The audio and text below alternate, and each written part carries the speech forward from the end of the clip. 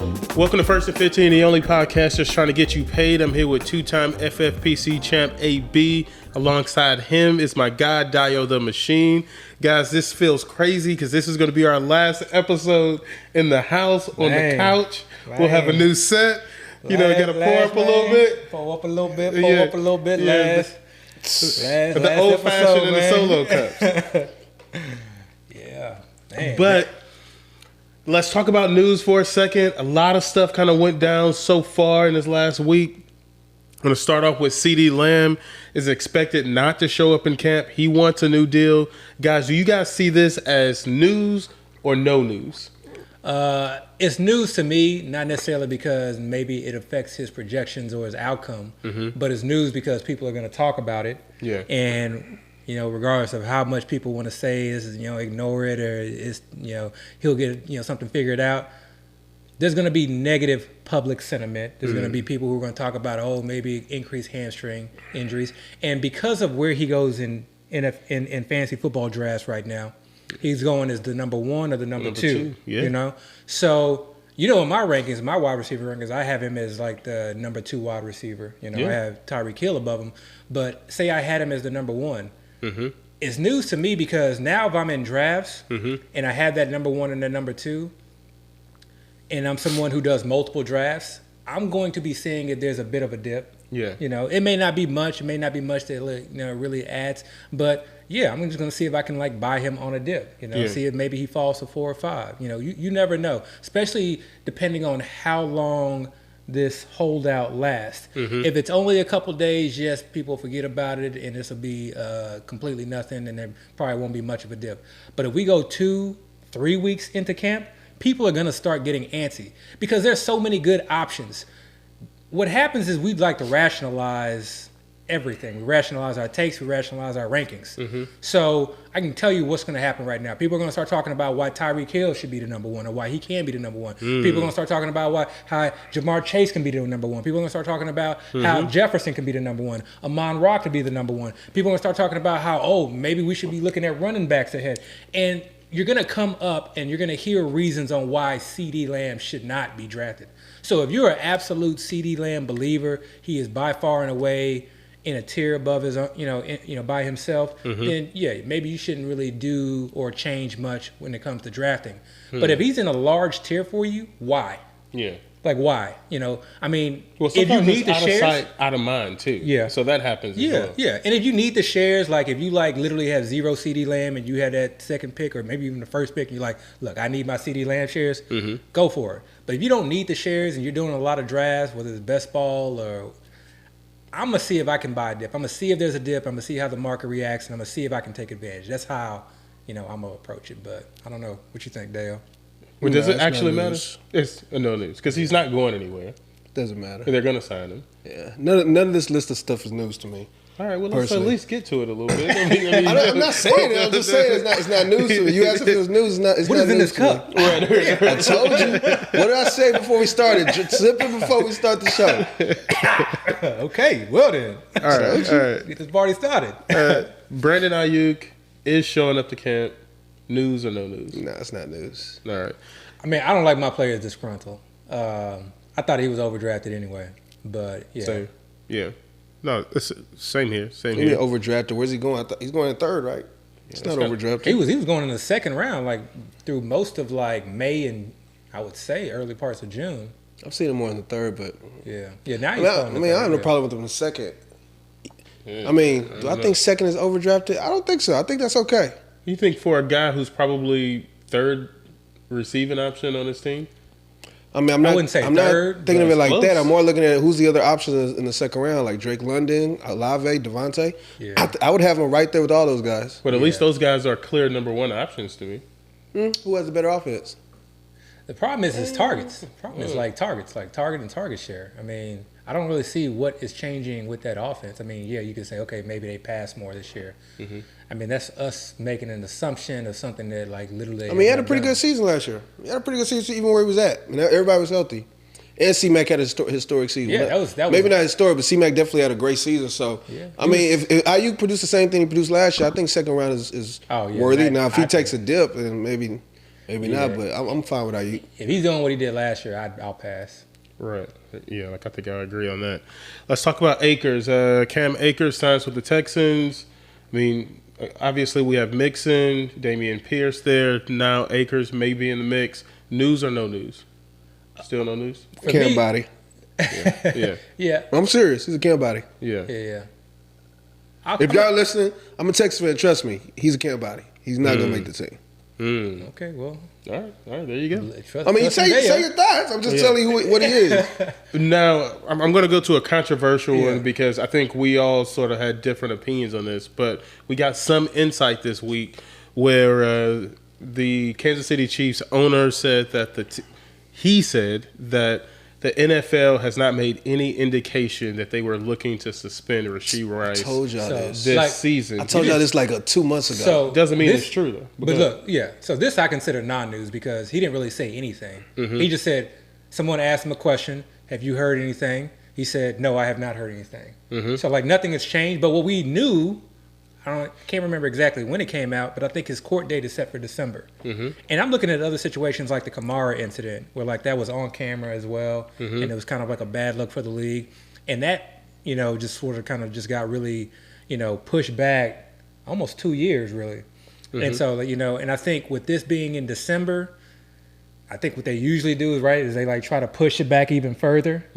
So I don't think that really, if they can continue to get that court date pushed back, that we see a suspension this year at all. So non-news, but I think it's just something to like, again, because everyone that I listen to and when I hear people talk about their rankings, they're always talking about if Rashee Rice gets suspended or when he gets suspended, or they say I'm projecting him for X amount of games or I've heard X amount of games.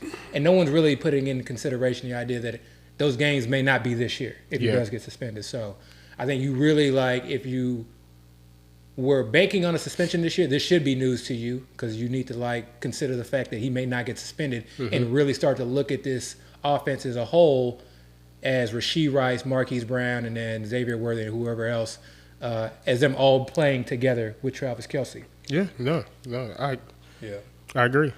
Keep your mind open, right? But we've been saying this for like months. We have, but sometimes you got to reiterate. You got to say it over. Okay. We got a lot of new listeners too. In fact, go back and check out our old pods. There are a lot of good nuggets in there. A lot of stuff that I think ages very, very well and is worth listening to. So I'm actually interested to hear Dio's position on this one. Let's talk about Chase Brown for a second and the Bengals. It came out this week. Coach for the Bengals said that Chase Brown is expected to have a larger role in the offense. News or no news? It's not news, man. Still no news. It's not news. It's just talk. Yeah, but if this affects Zach Moss's ADP, then I'm not really worried about news. I'm not really worried about how ADP is adjusting right now at all. I mean, you say a comment like that, what is it going to drop? Maybe like a round at the most. It's like, I mean, think about it. What am I going to do differently in my drafts? Like where I was getting them now, he's probably going to drop to like later in the round, but still go in that same round. Or Zach Moss if he drops. Or whoever. Chase Brown will probably go up. Like, those small movements are not significant to me. Like, if I want the guy, I want the guy. Yeah. We're not talking about people at the very top of the board. Even if people at the very top of the board, there's very limited news that can come out that will really significantly drop. Like, okay, for instance. Of injury. Yeah, exactly. Yeah. Injury is a big, or maybe trade, right? So actual movement, But like we were talking about CD. CD's going top 3. What news will change where you can get CD in the second round at the top 3 position? Nothing. He basically have to drop to the back end of the round. Not the back end, the middle round. So this is where it comes into play. It's not necessarily like, oh, you're gonna have a one and only CD Lamb and Saquon Barkley combination, but it may be that you have one of the very, very few CD Saquon Barkley. But it kind of comes down to like. But wait, if it's truly dropping his ADP, then that means it's going to drop it to a certain point, and now everybody that's in the draft is going to all kind of be able to build that same combination. But it's not a one-off. Not necessarily, because again, you don't typically see Saquon make it back to the mid-second, but sometimes he does. So what I'm saying is that, like, are you going to be the only one that's going to have a CD Saquon combination? But you're No. asking for two unique things to happen. You're asking for number one, Exactly, CD to fall further, and number one, Barkley fall. Like that's so, like, But that's unless you're significant. drafting often. That's why I said You volume jumping drafting. in one or two drafts here and there is not going to show that type of outcome. Like that? that's basically a hoping thing. That's why, like I said, news like this is not really that significant. All it just does is change the makeup of the teams at the time. And again, everybody that starts drafting at that same time are all going to have those same type of teams. So again, like Chris said, unless it's something like an injury where people are like, they're actually passing on him. Like where people are straight up saying, I'm going to pass on this player even though he's at value.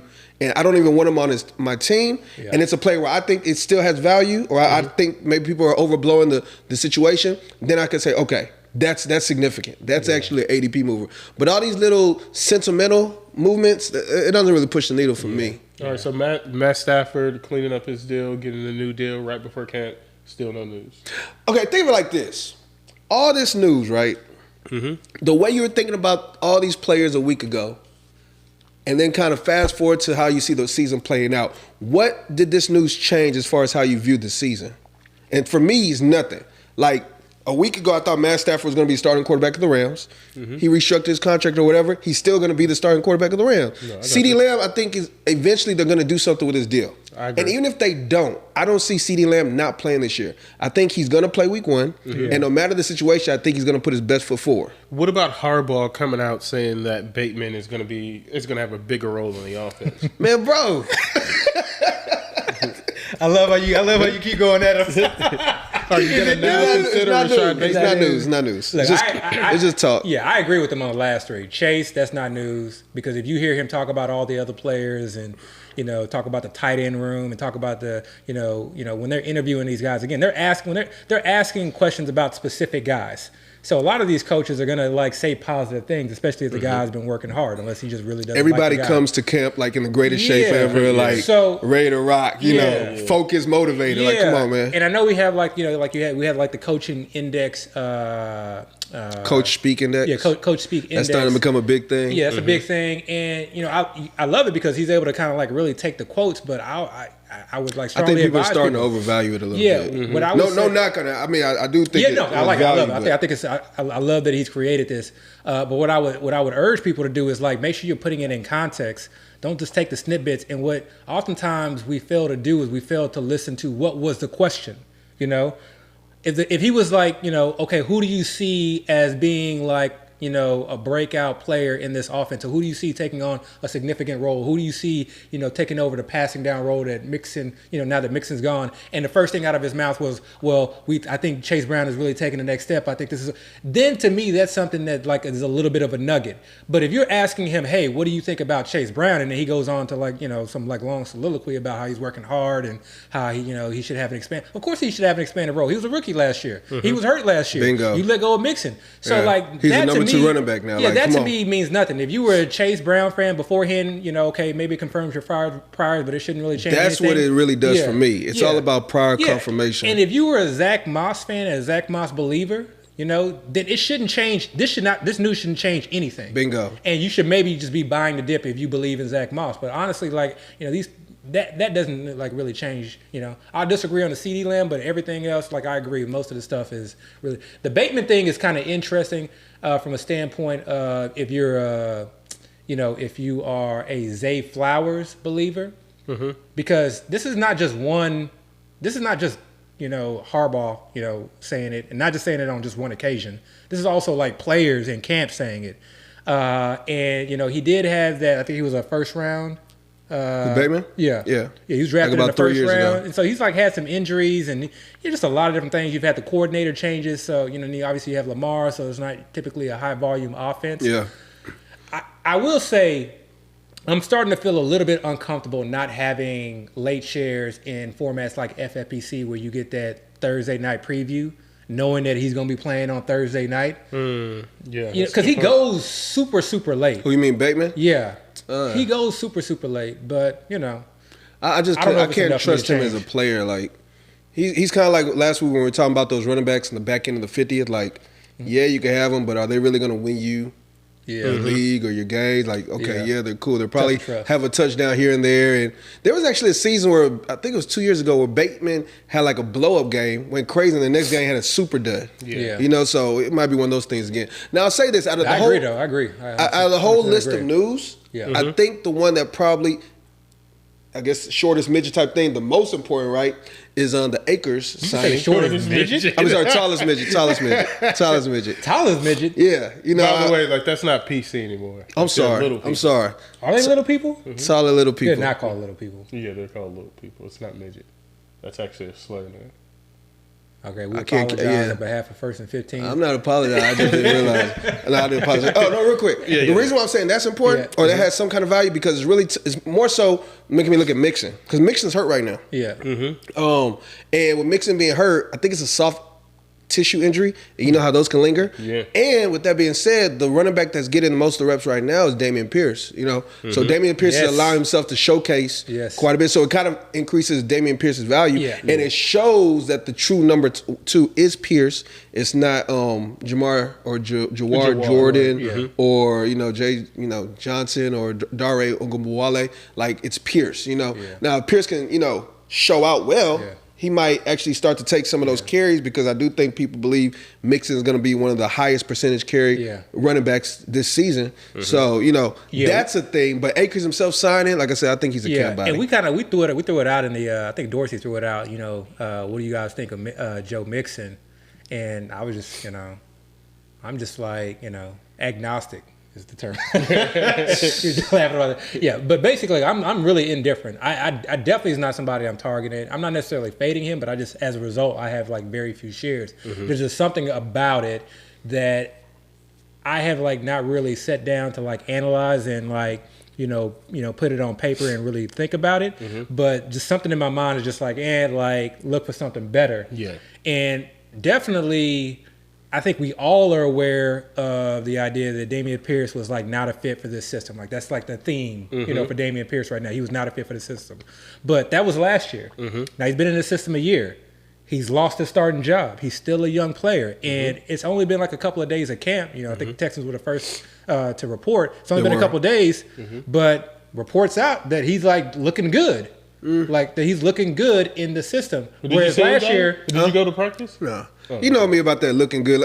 I don't care about that, right? But this is opposed. I mean, this is want you to opposed to the same guys that said last year that he was not looking good.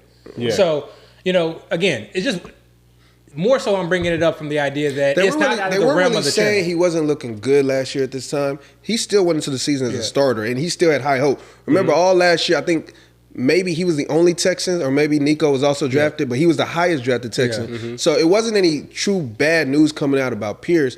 It's just that when you saw him, you just saw he just wasn't good. Like he wasn't a fit. And honestly, I kind of thought that his rookie year a little bit as well, but he was just one of those, I'm only bringing I'm only bringing that up mostly to say that what if he does figure it out?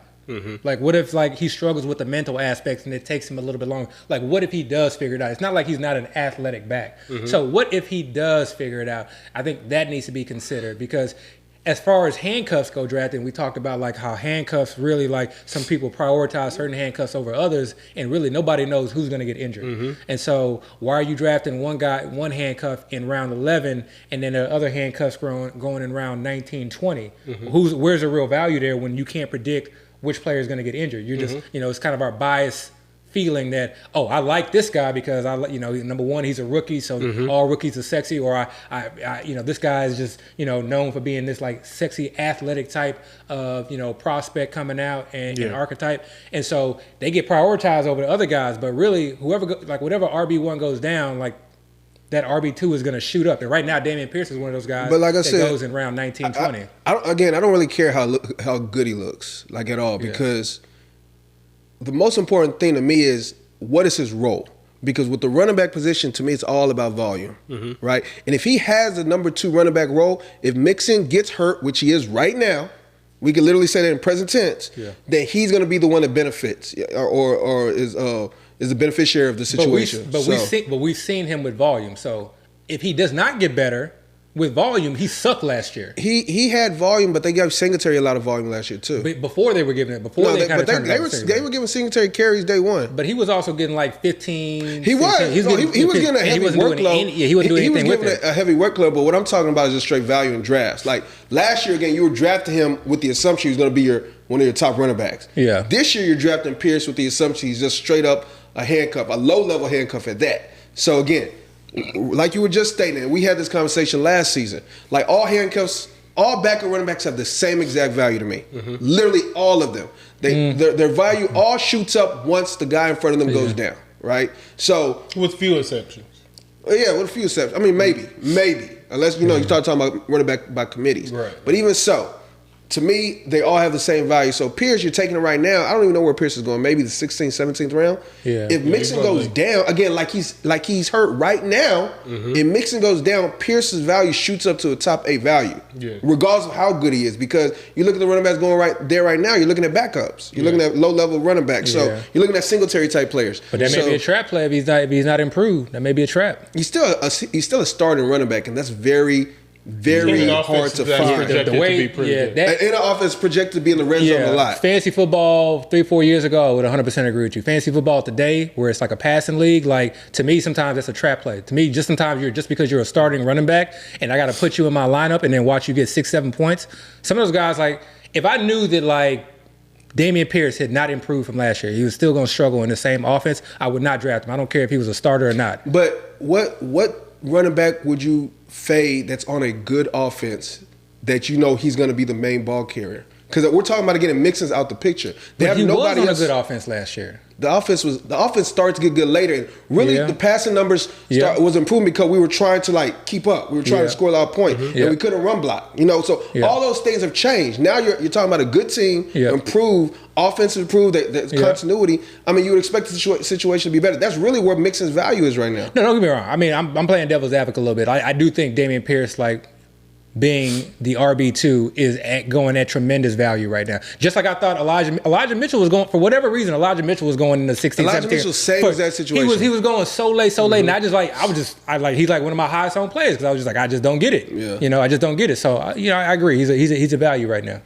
All right, guys, I want to switch it up a little bit. I want to talk about quarterbacks. The last couple of weeks, we've been going through AB's rankings. We started off with receivers, we went to running backs, and now I want to talk about the quarterbacks for a second. Let's talk about quarterbacks. I think it's a little controversial. I'm just looking at your rankings right now. Is it? This is the first drop of them. Jalen Hurts being first, I think that is a little controversial.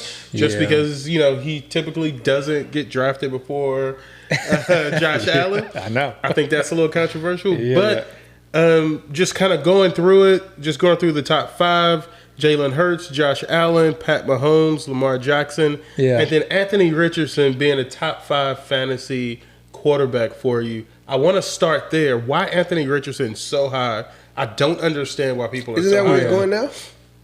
I think but I don't understand why he's that high though. Like, I don't get it. So my rankings are, for me, the quarterback position is a position that like there's value across the board. I hear people say all the time, "Oh, I love drafting, such and such because such and such is a value." They're all values. Yeah. Because where quarterbacks are going these days compared to where they've been going in previous years, they're all depressed. Yeah. And it's all like depressed, like respectively. So Hurts is a value, Allen is a value a lot of times, Mahomes is a value. Sometimes you get some of these guys at more values if you wait, but I think all of these guys are values. Yeah. Redraft, best ball, does not matter. Okay, so I'll just say that. So there are a lot of guys on this list that I would be more than happy to draft. So a lot of times I play the waiting game, or I play the game of, this guy has fallen around past his ADP. Let me pick up a share now, when it comes to Anthony Richardson, my rankings specifically are based on the potential, hey, what is the likelihood of this guy finishing in the top 5? What is the likelihood of this guy really being a differentiator at his position? Meaning, like, you have this tier of quarterbacks and, like, you were basically putting yourself 3 to 4 points on average weekly ahead of the field, ahead of everyone else in your league. And so I start there. And so is he going to finish there? I don't know. Okay. Because we got a very, very small sample size. What I do know is that whether it was Gardner Minshew, but even with, before Gardner Minshew, is that they ran at a very fast pace. I do know that I trust their offensive mind head coach, Shane Steichen, okay? And I trusted him last year as well. I know that he runs, okay? I know that he's a big guy. I know that he's probably going to be used at the goal line. I think definitely like there is, a toss-up, or it's going to be a gamble as to, is he going to get the majority of the red zone touchdowns, or is it going to be Jonathan Taylor? And sometimes, you just don't know. You just don't know. But he did come from Philadelphia. Philadelphia obviously is known for the tush push. We know it's a copycat league. So there's a lot of just outs, not just with his running, but the reason he's at number 5 is because in a fast-paced offense that also, has shown that it is okay putting the ball, through the air, you have the rushing upside, you have the rushing TD upside, but then you also have the potential with passing yards as well. So I feel like he's one of those guys that could really just sort of kind of break fantasy football if all things break right. So he's one of those guys that I want to make sure I have shares of. So that's why he's number 5. And I think that's why a lot of people have number 5. Number 5? Yeah. I don't understand. That's why the community saying there should be a tier break, or you're saying he should be lower? No. I don't care that that's where he's going in drafts. I think that he shouldn't be going there in drafts. So you think people should be above him? A lot of people should be. Where would you have him? I'd probably have him where the Deshaun Watson, Caleb Williams. I don't know why Deshaun is at number. That has thrown me off. That was the first thing that threw me off. Yeah. So that whole comment right there just kind of throws off my whole. But I have him where Deshaun Watson, Caleb is probably. So you just don't like Richardson this year. That's fine. Yeah, I get it. Let me ask you this, Abby. Is this a list? Is this redraft? This is redraft. Rankings. Here's my question. I guess both of y'all can answer this. I mean, really, this could be more than ball too as well. Why have more than 32 quarterbacks on the list? Like, why have any backups on here? So this is not just So a couple different things. So yeah, this is redraft, but you can also use. I mean, for me, this is also best ball rankings, really, because there's not going to be a lot of fluctuations. Okay. This is both redraft and best ball. So you can. I feel like I can use this for both.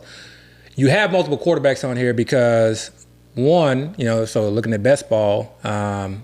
People draft multiple quarterbacks. Best ball, I get it. I get it if you're talking about best ball. I'm asking for redraft. Yeah, in redrafts, I think there has been a shift from the idea of wait on quarterback, draft only one quarterback, to a shift now of draft a quarterback and draft a backup quarterback. And I think maybe some of that may be reactionary because over the last couple of years, we've seen a lot of quarterback injuries, especially some of the higher names. We've also seen a lot of some of the later guys hit. I personally have always liked to have had more than one quarterback on my roster. I'm not talking about having multiple quarterbacks. Yeah. I'm asking, why do you have backup quarterbacks on this list at all? For instance, why is Gardner Minshew on here? Because I don't. He could be the starter. Because I don't know that. But if you think he's a starter, then why have the other quarterback? Because he could be the starter. But if you're in redraft, you're not going to draft both. You're not. Here's the thing. That's why. Here's what I'm saying. Like if I'm in redraft, right? Yeah. I get you. And I believe the quarterback for the Rays, since we're talking about them, is O'Connell. The Minshew is not on my board at all. I got you. Because if Minshew ends up starting, I would have to drop O'Connell, right? Because now I'm realizing O'Connell has no value. Or if O'Connell gets hurt, I'm probably dropping him anyway. Or if I do have another quarterback, have one of these other quarterbacks that are starters, because most people aren't drafting 3 quarterbacks. So yeah, but if I don't know, then I may take. I don't think the difference between O'Connell, right? But if I don't know, and if I feel like they're close, then I need to have them kind of close. Then that's bad strategy because they're just wasting the roster spot. Yeah. In redraft, in redraft, Yeah. No, you're wasting a roster spot because you're talking about a player that's going at the end of the draft. Or you could be in the Superflex league, Superflex redraft league. Superflex different. Yeah. I mean, again.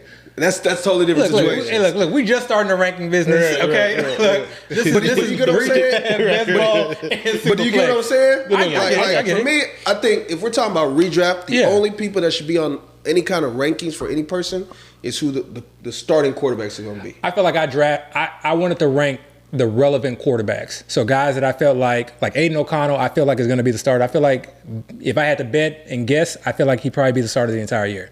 But I don't know that. So that's why Gardner Minshew is on there. You can say that about every quarterback. But right? Jacoby Brissett, I do not feel like he's going to be the starter, throughout the year. And so I think he's going to start the year, but then I think Drake May is going to take over. I think Drake May has some untapped rushing potentials. That's why you see him at 30. But you're not. But my logic is okay. Say you want to go into that world, right? The Patriot quarterback world.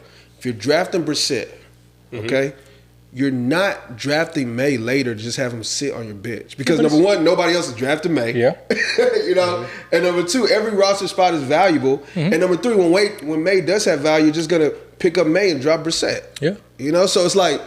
So you want me to just put New England quarterback? You could. That would make more sense to me. All right, well, I'll consider that. No, you don't have. I'm just saying. I'm just thinking about how ranking. But here's the thing, though. We often do this same thing, though, for lesser players, right? Like those handcuffed running backs that's different position. I know, but still, position. but those guys, I think if you believe, I think the likelihood that Drake May comes in and start some games is higher than some of these handcuffs that we just let languish on our. But that's a hope and wish because the true handcuff. Okay, first of all, you're talking about running back as a position we all know gets injured a lot, right? And we all know when they do get injured, the replacement usually is somebody if they get the volume can give you a lot of value, right? That's not the same with quarterback. We have a lot of backup quarterbacks that come in and are just bums. Well, but I mean, I don't know. You look at last year. A lot of them came in and actually were pretty good. Minshew was pretty good. There's only like two that came in. And Burrow's backup was really good. There's only like two. Those are two. Flacco was three. number 2 point per game quarterback last year. But most backup quarterbacks, and y'all know this. For Minnesota? The Minnesota Vikings quarterback was terrible. All of them gave you points. All the backup Minnesota. He gave you like 2 or 3. All of them gave you points. Okay, but you weren't playing him, and when you did decide to play him, you became a super bum. Like they literally ended up going with like 3 other quarterbacks. I was playing them. The Cardinals backup quarterback was bad. The Texans was playing Case Keenum. Well, he was horrible. Dobbs was good for a bit. Dobbs was good for a bit. And then what they do, they trade him. Yeah. And they traded because Kyler Murray came back. He lost his job. People were starting Dobbs. And then the guy that replaced Dobbs was so bad. And then Dobbs got a job. Like it was a cluster. I got you. You know what I'm saying? But again, we're talking about running back. And not only do running backs, the position gets injured a lot, but sometimes a lot of running backs get spelled. So the backups still have some kind of value. They still play a lot. Backup quarterbacks do not play unless the quarterback gets hurt. Well, these are rankings. These are not. But you were not starting Justice Hill. Jacoby Brissett. These are just rankings. I mean, but the purpose of getting Justice Hill is because you're basically betting on Derrick Henry getting hurt.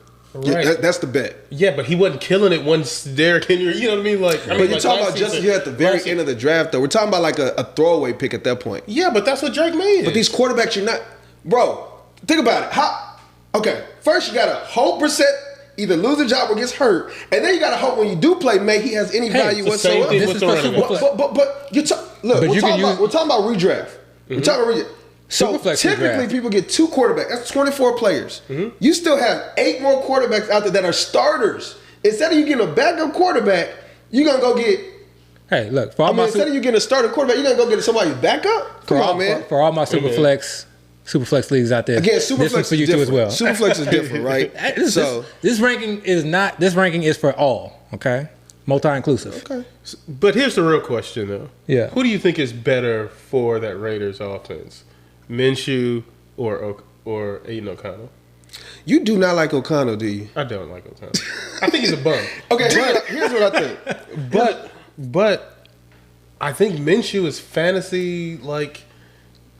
See, so you're biased. I think you have bias to it. Me personally, my view, I don't really know enough about O'Connell yet, and I don't know what type of offense they're really going to run. That's the key. So I think it's totally all up in the air. And I am trusting in the Raiders offensive coaches to figure out of those 2 quarterbacks who is the better option. Yeah. And I'm sure Devontae Adams will have to say too. And Devontae Adams he's not going to be happy if they pick the quarterback he doesn't like. Yeah. In my personal opinion. Yeah. So that's how I view it. Yeah, I think you hit it. You nailed it on the head. Like, what type of offense are they going to run? You know, saying who's better for the offense, like that's such a broad question. You know, is it you mean it from an NFL standpoint, from a fantasy standpoint? From a fantasy standpoint. And then if you mean it from a fantasy standpoint, you mean is it going to be healthy for the tight ends? Is it going to be good for the wide receivers? Is it going to be good for the wide receiver one? He's probably going to run. Or is it good for the wide receiver 2? Is it going to be good for the running backs? So there's a lot of things. We're talking about Devontae. Let's keep it a bean. We're talking about Devontae. But this is the thing. You can't just talk about Devontae. Look, this is why I'm so big on offensive scheme. Let me finish. Somebody's still on the team. Yeah, right? But look, this is why I'm so big on offensive schemes. Okay, there are certain offenses where the wide receiver 1 eats more than every other wide receiver 1 in the league. There's certain offense where the wide receiver 1 and the wide receiver 2 eat more than any other wide receiver 1 and 2 in the league. And then there's certain offenses where the wide receiver 1 and the wide receiver 2 have lower production than the rest of the half of the league. So they're a lower tier where their wide receiver 1s historically don't produce well. And it's because of the offense. Sometimes our offense dictates that we don't have a wide receiver 1, or we have a highly schemed offense where everybody gets involved. And then sometimes our offense dictates where, hey, this is an RPO, and our wide receiver 1 is 75% of the time, 69% of the time, or whatever, is going to be the number 1 read in that offense. That's why I like the RPO. That's an easy one to go to. Oh, it's an RPO offense? Okay, who's the number 1 in that offense? Because RPO, no, it's a pass. We're looking at that number 1. If that's not there, then we start going down schemes. So that's why Pittman had so many targets last year. So that offense is so important. So it's Luke Getsy. He came over from the Bears. We can say, Fields was bad. Everybody was bad. Guess who wasn't bad? DJ Moore, their number 1. Yeah. How good of a passer was Justin Fields last year? Not great. And he ran a lot to support that offense. So you just take away the rushing touchdowns, or take away, Justin Fields rushing, and let's just say they're doing something similar. I don't know, and I really don't know, because we don't really have a lot on Getsy. But he came from the Packers, then he was with the Bears. That's just, if they do anything like they did with those teams, and again, he was with the Packers when he was with Devontae. If they do anything like they did, or he does anything like he did with the Packers and with the Bears, Devontae, that's why I moved him up my rankings. Devontae is maybe a value at the end of the second round right now. Chris, can you go back to the quarterback rankings? Because I do have a few questions. Yeah. You know me, when I look at rankings, I always start at the very back, so I'm trying to work my way up. All right. Why do you have Deshaun Watson so high, and why do you have Jordan Love lower than where I would think he should be? Yeah, so those are 2 quarterbacks that do stick out to me. So I think Deshaun Watson, again, when I do these rankings, I'm not doing these rankings, as if I'm going to Vegas and I'm betting, okay, what's the most likely outcome? I'm doing these rankings betting on, what I'm looking for is like, I'm looking at their upside. I'm looking at these quarterbacks' upside. That's what I'm basing most of my rankings on, okay? Because to me, a lot of these quarterbacks, this is one of the positions where I feel very comfortable. If I have 2 or 3, sometimes I may need 3, but 2 or 3, I can play the week-to-week game. And I know, and I can, guess based on, Vegas scores, based on the defense that they're going against, if it's a pass from a run for, based on a lot of other things that, okay, this quarterback is likely going to give me, somewhere close to top 12 production, so I'm gonna slot him in my lineup. So I feel like I can do that with a lot of these later round quarterbacks. You're kind of a Stafford fan. You guys have talked about Rodgers, but Goff. Like, look down the board. I feel like very comfortable with a lot of these guys who are going after the top 12. So when it comes to those guys below the top 12, who has the highest potential for me? So Deshaun Watson has historically run. Okay, to me, they're going to a spread offense. Amari Cooper balled out last year. Njoku balled out last year. They added Jerry Jeudy. Okay. Judy. Whatever you think about Jerry Jeudy, he's still Jerry Jeudy. They even have other guys that are just, in the wings. Okay. Tillman, unfortunately, Elijah Moore. But they have other guys who are in the ring. Nick Chubb is hurt. So they're relying on Jerome Ford, who I've seen that pick. I've seen a full year of Jerome Ford. Foreman. We've seen years of Foreman, okay? Let's say that shoulder is healthy, and by all accounts, it's healthy. Everything that I've read is that they are trying to set up an offense that is more suited to Deshaun Watson's talent, okay? So I'm looking at what is his potential upside. And if they run at the pace they ran last year, if they pass the way they did last year, and if he can click, because even as bad as he was last year, and he was bad to watch, he was still putting up like 20 points per game. So what if he's not bad? And that's just at 13. It's not like you got to draft him like in your top 12. So to me, it's an upside pick, because I don't know that there's a lot of guys that are going after him who have Deshaun Watson's upside. Someone who can, be a dual threat quarterback and who's in an offense that has multiple receiving options that can really do damage on the field. I just don't think he's talented anymore. Yeah. And that may be the case. That may be the case. So then why are you low on Love? So I wouldn't say I'm low on Love. He's still a top. Have him lower than his ADP. Yeah, he's a top 12. I feel like Love to me is a quarterback. So he doesn't run a lot. He runs some, but not a lot. He runs some, but not a lot. He got a lot of scoring, rushing touchdowns. So that's something that you got to be kind of like cautious about because he got a lot of rushing touchdowns last year, but didn't have a lot of rushes. But he operates a lot on efficiency. And yes, he's in an offense that does that is an efficient offense. It's kind of, it's like, part of that Shanahan tree. So I'm not saying that it's not repeatable, but I don't know that he has top 5 upside. So that's why he's a little bit lower. The guys are going above him, I think, his have higher ADP is upside. not top 5. His ADP is like top 10. But I'm talking about my ranking specifically. So the guys that I have above him, I feel like their upside is high. I'm not a Trevor Lawrence fan, okay? I'm not a Trevor Lawrence fan. And I am a Jordan Love fan. I mean... But you have Jordan Love under Lawrence. But that's because this year, I feel like we may see a transition from the Jaguars having a lot of rushing touchdowns through ETN to having a lot of passing touchdowns. When you go back and look at the stats last year, there were a lot of drop passes. There were a lot of drop pass TDs. Trevor Lawrence was hurt multiple times. There were a lot of interceptions that ended a lot of drives that weren't his fault to begin with.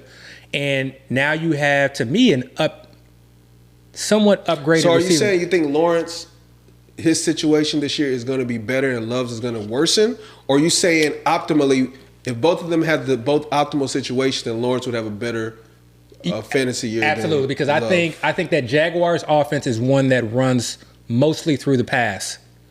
They run. Every team wants to be able to run and establish a run, but I think that's a passing offense. So all you need, and these things fluctuate. It's why I have Tua high. Because last year, the Miami Dolphins scored, I don't know how many rushing TDs. I think they set an NFL record. I think it was like a historical record of rushing TDs. And so we all kind of had that in our mind. Even if we're not like actively thinking about it, Mostert is priced a certain way, Achane's priced a certain way. And yes, they're dynamic offense, dynamic players, but I think we forget how many touchdowns they scored last year. And if they're not scoring the touchdowns, some of those touchdowns are going to get converted to passing touchdowns. And they have great wide receivers. And then having Jonnu Smith, to me, a little bit more of an athletic tight end, they have options. And then sometimes, the running back can be, involved in the passing. So seeing a transition from rushing TDs to passing TDs, I think is something. And I'm also, think the defense is going to be a little bit worse this year than last year, given all the injuries and some of the guys that left. All right, guys, let's stay on offenses for a second because I want to talk about undervalued offenses. Again, on this podcast, we always talk about bad teams still score fantasy points. I want to talk about 2 teams that people are not necessarily targeting their players super early, but have a lot of talent. I want to start off with the Tennessee Titans. Do you guys think that the Tennessee Titans are undervalued right now, considering that they have Calvin Ridley, still have D-Hop, Tyler Boyd is now there. They have 2 running backs who we believe are talented in Tony Pollard and Tajay Spears. If they can get a credible season out of Will Levis, this could be a team to reckon with. Are they undervalued in fantasy? I think they're valued where they should be. I think everything's baked into their values. Mm-hmm. They're not going super late. We're not talking about people where you can get all of them in the double-digit rounds. Both of the receivers are still top 10 round players. Mm-hmm. I think they go maybe a round from each other, right? So I think there's some ambiguity as far as who people think is going to be the number one. I think the running backs go within a round of each other, and they're not super, super late either. Mm-hmm. I think they go around the Raheem Mostert, Brian Robinson tier. So I don't think they're undervalued at all. I think the issue is we just don't know what we're going to get from the Titans, right? You can say everything you want to say as far as who is surrounded, what options or weapons they have, but Levis is still improving. Regardless of what you say. And on top of that, they have a new coach. Yeah, he was an offensive coordinator, but we've seen this before.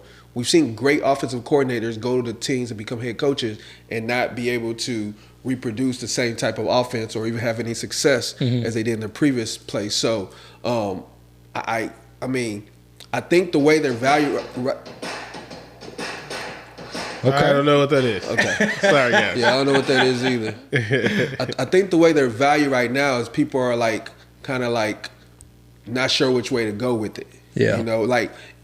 It could be a thing where you draft them all now and they end up all being a value, or it could be a thing where you draft them all now and they all be duds, And I think that's how they're being taken right now. So are they undervalued? No. If you think that all those things they have in place and you believe in LaFleur and you feel like Levis is going to take that jump, then definitely. like jump all over it, you know. But if you're still not sure, and again, their offensive line is not even where it needs to be. Like they still have issues. They're going to be in a division where, if you were to project, you'd probably say they're the worst team in their division. All right, like the Texans, defending champs. The Colts are going to come back. The Jaguars pretty much led the division all season, so you probably have them at the bottom. And I mean, you can say what you want. Calvin really didn't have a good season last year, right? Is that a one-off, or is that the reality? You know, Hopkins is getting a little bit older. Burks is a nothing. You know, if one of those guys get hurt, then what? You know, I don't even know if they have any depth at all. You know, so yeah, I think they're okay. All right. What about the Tennessee Titans? Yeah, I think they are a value, and I think you kind of spoke to quite a bit of it. I think a lot of it is related to the unknown, the ambiguity, we don't know if Levis is the real deal, if he's a true NFL quarterback. We don't know if Ridley is completely done. We don't know if Hopkins is going to fall off a cliff. We don't know if this O-line with Calhoun coming in is going to be improved, even with some of the new personnel. We don't know if the OC coming over from the Bengals is going to be a good head coach. I think they're bringing OC over coming from the Jaguars. I know. I'm saying he was with Calhoun was the OC with the. Calhoun. Gotcha. He was OC with the Bengals. Yeah, and then obviously they're bringing over I think he's a passing game coordinator from the Jaguars for the offensive coordinator. And that Jaguars offense last year honestly wasn't that good anyway. So for me, I think all of the unknown to me makes it a value, because I do think that knowing that this team is going to operate at a faster pace, and if I just think about just bad teams in general, that, where say we rewind to 2023 right before the NFL season, and we had people list the top 5, worst offensive teams in the league from a fantasy standpoint. And then we let half of the season play out. And then we did a redraft based on everything that transpired over that 8-game period. What we would find is that a lot of players from those bad teams, Carolina Panthers, Adam Thielen, would be going significantly higher than they were. Of course. A lot of guys like, the Houston Texans from last year, who Dameon Pierce was the only one going in the double-digit rounds. But you also have to keep in mind that's because those teams showed something. They actually outproduced what the expectation was. But and so this is a position that we put ourselves in. For me, I have to assume that with Calvin Ridley being the highest drafted player in the 7th round, that 8 games into the season, 16 games into the season, if we were to do a redraft at those points, I think the odds are there's going to be 1, if not 2 players from that Jaguar. This is how I feel. There's going to be 1 or 2 players from from the Titans team. There's going to be 1 or 2 players that if we did a redraft at week 8 and at week 16, 2 players that are going to be drafted in round 6 and higher. That's how I feel. How I feel. Maybe if they actually do something. Yeah, so that's how I feel. Because I feel like there's very few teams where they're just no offensive players that are worth being taken in the first 7 rounds. I just think there are very few teams at the end of the year. It's hard for me to think of. You'd be surprised. I think the question is better suited for the Commanders. I think the Commanders are in a similar situation as far as ADP value, and I think the Commanders might have a higher ceiling. Again, Jaden Daniels, if you look at Abby's quarterback rankings list, he has him in the top 10. Yeah. So obviously he thinks Daniels is going to have a good season. Cliff Kingsbury, hopefully he learned from his past stints, because initially when he went to the Cardinals, that offense was buzzing. And then eventually, I don't know if everybody just figured it out or Kyler Murray was just getting too hurt. Maybe he was too small for the system, whatever. But, they got the OC. They have the quarterback. Terry McLaurin, he's done something to see in the league, right? We know he's not a bum. Yeah. He's going super late. He might be going after both Ridley and Hopkins. No, he's going before. He's going back end fifth, usually. Back end fifth. And then the number 6. 2 receiver is Dotson, who's going in probably the early double-digit rounds. Yeah. Nobody's really caring about the tight end. We don't even know who the tight end is going to be. The running back Brian Robinson is going after both Spears and Pollard.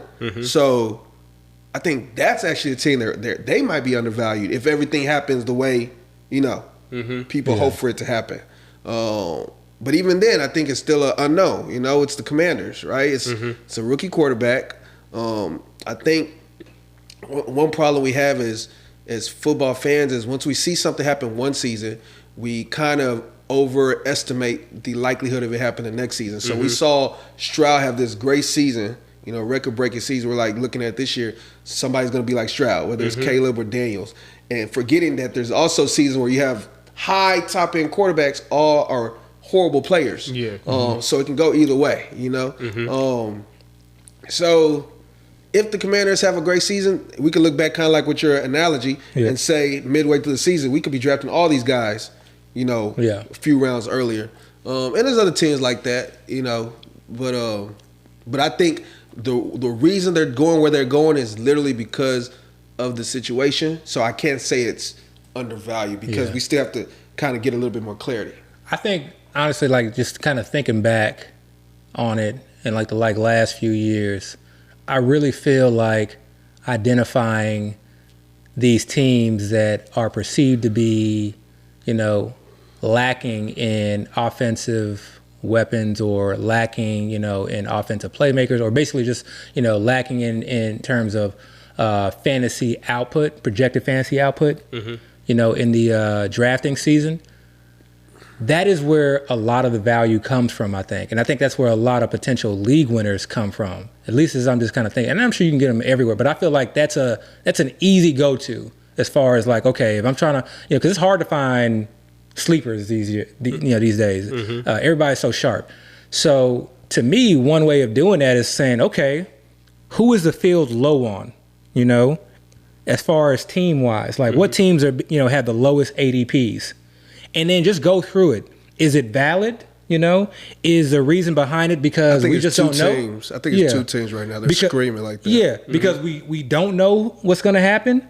Well, not knowing, especially in today's day and age where most people are drafting multiple teams, like to me, those are the teams you want to target. Yeah. Those are the teams you want to target. So when I hear people like say, I'm going to fade the Titans or I'm fading Calvin Ridley, and I'm just going to grab DeAndre Hopkins because he's cheaper. I think that's a mistake. Yeah. That's a mistake that I've often made in the past. Why do you think it's a mistake, though? I think it's a mistake because you don't know. One, I think it's a mistake. But what if they think Hopkins is going to be the number one? But again, it goes back to like kind of what you always say. We think we're making assumptions, but we don't know. But sometimes, when you're in these drafts, you have to stand on business somewhere, right? You have to decide. Well, it's kind of the same thing what you were saying with Spears and Pollard. Yeah. You believe Pollard's going to be the guy. So Spears, you're taking late, which means you're not going to get him. Okay, putting your mind in the Hopkins, truthers, what argument would you have for Hopkins being better than Ridley? He's a great receiver, one of the greatest in the league. Why not? Like Ridley is not somebody that I look at. Even the day they signed him in the contract, I didn't look at Ridley like, oh, he's now the number one. Yeah. I really looked at it as now they have two good receivers. And honestly, I said good. And if Hopkins was a couple years younger, I would easily take Hopkins over Ridley. Ridley had a bad season last year, number one, and then the year before that, he was out of the league. And the year before that, remember, he had those mental issues, the injury, and then he was gone. The last time we saw a good Ridley was 4 years ago. We've seen Hopkins better than that, more recently than that. So the bet on Ridley is just talent. Like, you just look at him, he just moves fast. He's shifty. He can run great routes. Hopkins, the only knock I have on Hopkins is he's just older. Honestly. So I'm not, and I didn't bring this for you to like make an argument, but what I'm saying is I wanted you to make that argument as if you were a pro Hopkins. So my argument, again, not saying that like I'm right, but my pro Ridley argument would be they went out and paid him $92 million. It's a market. Brand new head coach, brand new OC, went out and paid him $92 million. And there was a comment that was saying that he is going to be the chase in this offense. So look, but let me finish.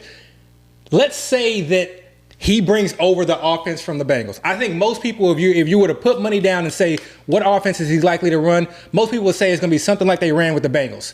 So if Calvin Ridley, the guy who they paid $92 million, doesn't matter what we think, they paid $92 million. They gave him a 4-year contract, $92 million. And they said, we want to move him around like we did with Chase in Cincinnati. The head coach said this. That to me is enough of an argument to say, you know what? What if they actually do move him around like Chase in the argument, like Chase in the offense, and he actually does get Chase like targets? So my rebuttal is, number one, when Ridley was coming out, that was even that contract was higher than what a lot of people expected. But regardless, it was a mark. They were competing.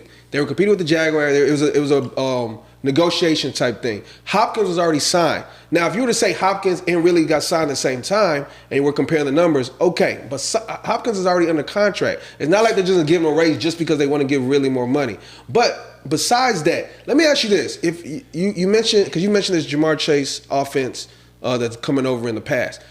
If you take Jamar Chase, the position he played with the Bengals, and put him in the Higgins role, and then slap on the same end, put Higgins in the Chase role, do you think Higgins would have been having better seasons than Chase? Absolutely. Oh, I would tell you why. And I will tell you why. Higgins ran 9 routes and post routes. What they did with Chase is they moved him all around the formation.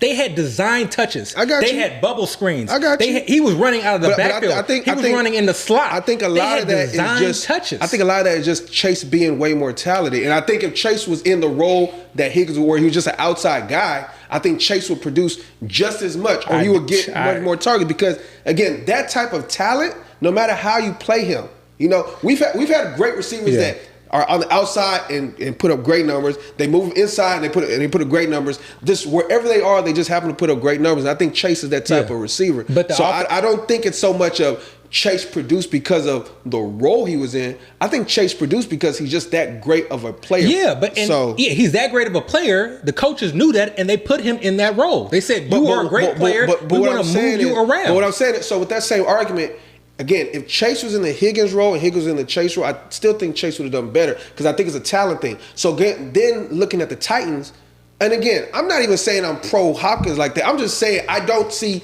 Hopkins as being a lower tier talent level type player. I can argue both ways. Again, and if Hopkins is a better talent, then regardless of if he's in the Higgins role, I can still see him still outproducing Ridley, just because Ridley happens to be in this slot or role that they have for Jamar Chase. And again, this all started with the idea that if you were just going to outright fade Calvin Ridley because DeAndre Hopkins is cheaper. But you say you're fading Ridley because of Hopkins. Again, now if you were to say you're fading both receivers, okay, then I see your argument. But if you're saying you're fading really for Hopkins, you just happen to believe in Hopkins. Mm-hmm. And I can't knock that. I can't knock that because there probably is people out there. Remember, Hopkins is going one round later than Ridley. It's not there's a big sentimental difference. But what I'm saying is I feel like that is a mistake. I feel like as someone who I feel like as someone who drafts a lot, to just say Hopkins is the guy. He's cheaper. Believe in him more. He's the guy.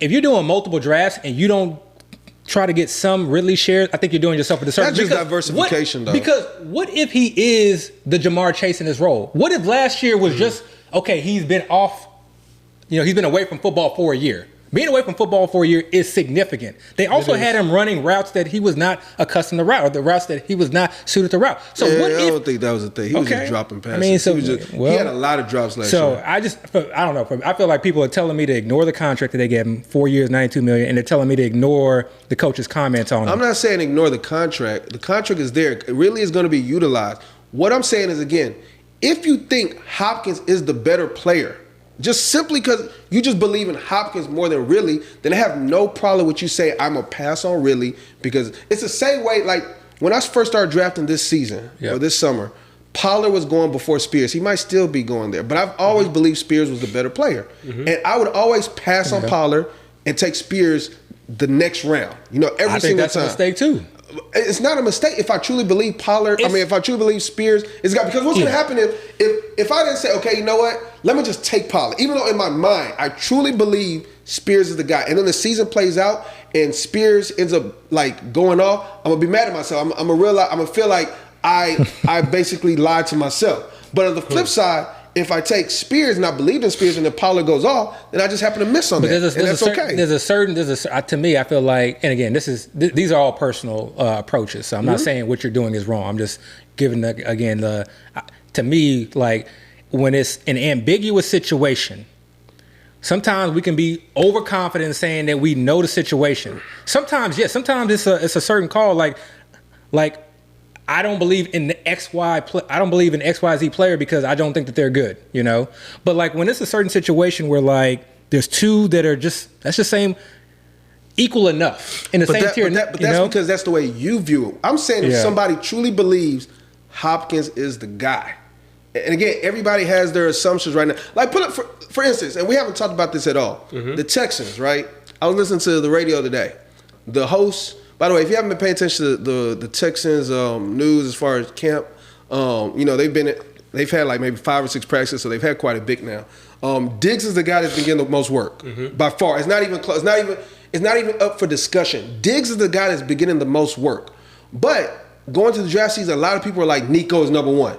I'm one of those Tank is number 1 guys. A few people maybe are Diggs. So when they're drafting, okay, that to some extent is ambiguous, but there's people that believe Nico is the guy. So if they're saying, I'm going to take Nico and pass on Diggs, I can't argue that. I can't say, oh, you messed up or anything like that. You just happen to say this is the view you have of it, of the situation. You're going with that. Now, if you want to diversify for the sake of diversify, okay, so be it. That's just somebody that just is a mass drafter and they want to have shares of X, Y, and Z. But if you're somebody that goes in every draft and you're trying to optimize the way you draft every single time and you believe something to be the case, then I say go for it. And again, I can't get mad at somebody that believes Hopkins is better than Ridley. And that's what, and that's kind of like an approach situation, because I've been that guy that's just like, I don't care. I'm this, and I switched that up last year, and I feel like, and I don't think it's just me switching it up because like something bad happened.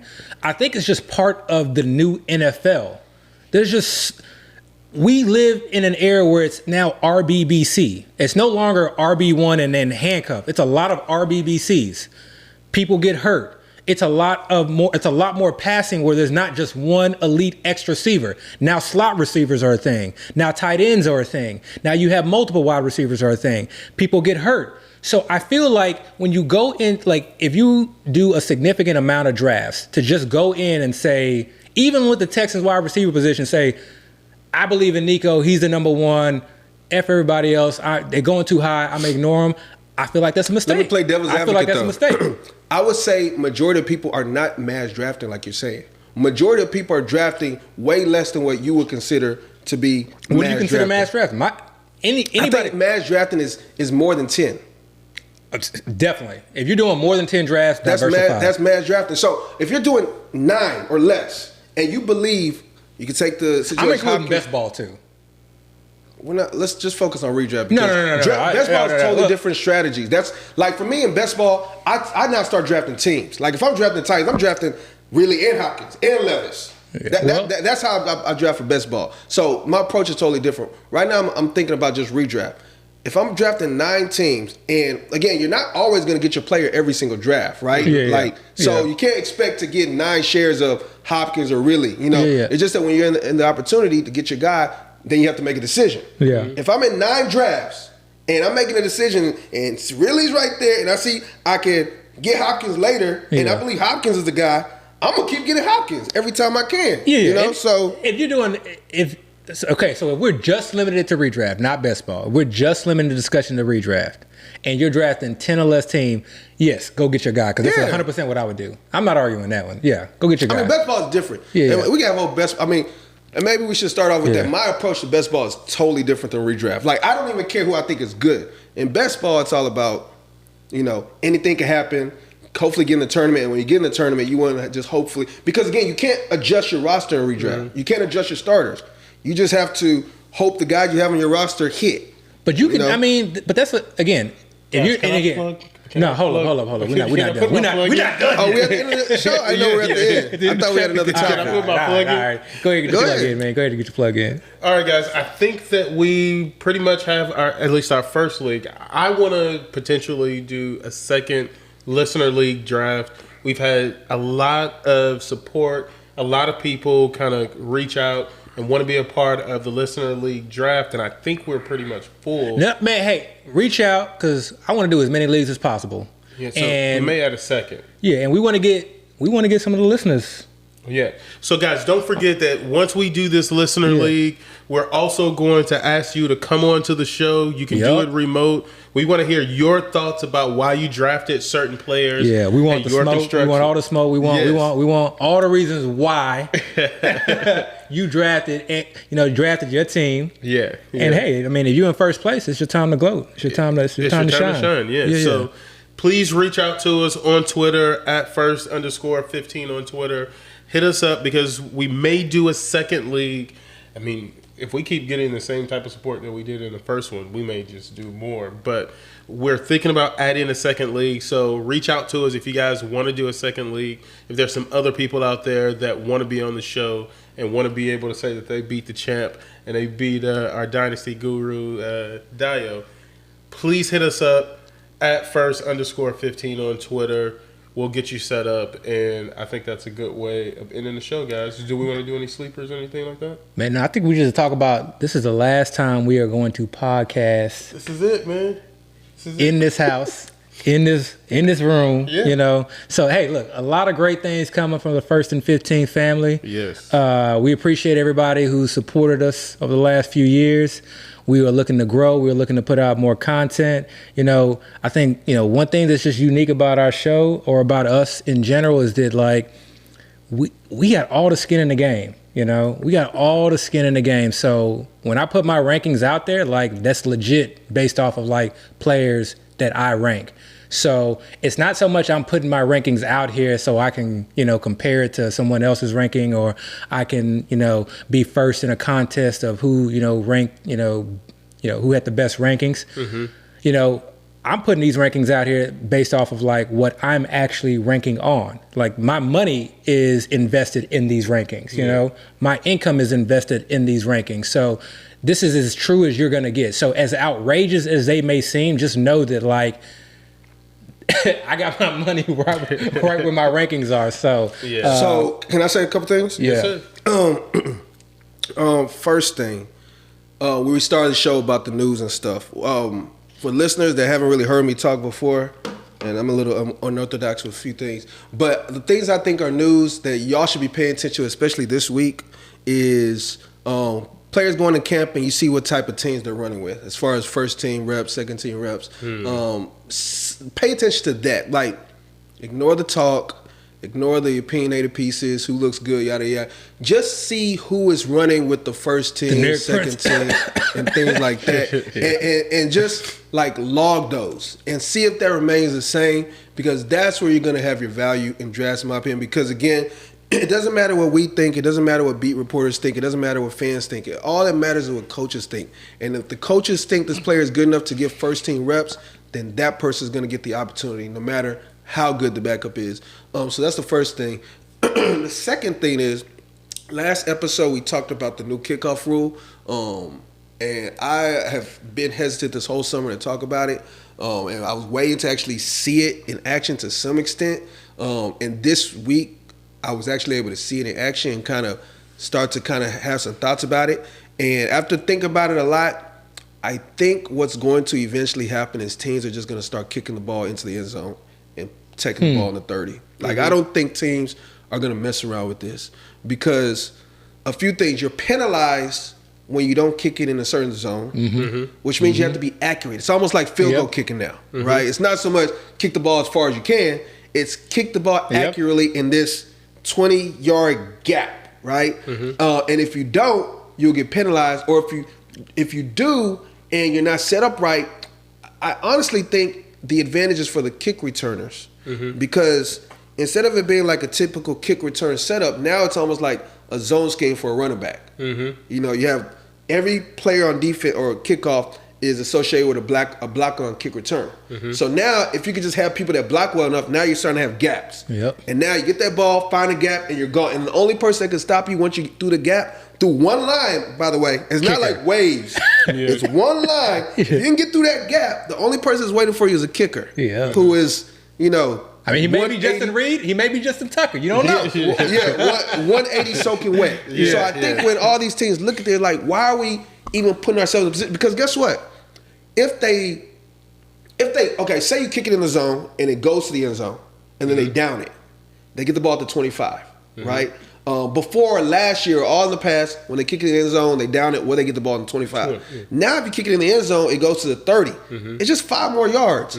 Are you really going to put your team in all this risk just to save that 5 yards? I think at the end of the day, when teams start to use it and start to realize, man, I don't know, man. Like, we might be in trouble if we don't have this set up properly. They might say, just kick it in the end zone and let's be done with it. And I'm saying that because the kicker for the Texans, he's been struggling with the kickoff in practice thus far. He's been struggling. So, that's my take so far. Obviously, I'm going to be paying attention a little bit closer. And then finally, my plug, still Casey Washington, man. Yeah, okay. I think he's this year's Puka. Hopefully. All right. But that's good to put on wax, too, by the way. Yeah. I mean, it's fluid. He's going to need an injury, though. It's fluid. No, he doesn't. Why does he need an injury? You don't think he's going to need an injury? There's no firm wide receiver 2 on Atlanta right now. Oh, you just cast it aside Darnell Mooney, huh? Oh, yes. And then Kyle Pitts? I mean, we're talking about a wide receiver. I'm talking about the wide receiver, too. But what I'm saying, for Puka, okay, ignore wide receiver tight end. Puka led that team in targets. Okay. So, is he going to be potentially over Pitts in targets? If Cooper was there, we don't know how it would be with Cooper, Yeah. Cooper played with him a little bit. Yeah. Like I'm not talking about because, I would need Cooper to get hurt, just London would have to get hurt, right? Yeah. So, if that happens, maybe. Yeah. But if Yeah. But hey, worst case scenario, I mean, if he is a number 3, he could be like a Demarcus Robinson, which was very valuable down the stretch. I think you're too high on Mooney. If you think Mooney is the concern, I think you're too high on Mooney. No, I'm just saying, like, I don't necessarily think he's a concern, but is Drake London to me number 1? If Mooney's number 2, then Casey Washington is not roster. I mean, not draftable. Yeah. Okay. Right. What I'm thinking, I think Casey might be the number 2. That's really okay. Gotcha. And if that's the case, then I mean, that's somebody that needs to start drafting that. Yeah. All right, guys, that's our episode this week. Please like, rate, subscribe. We're out.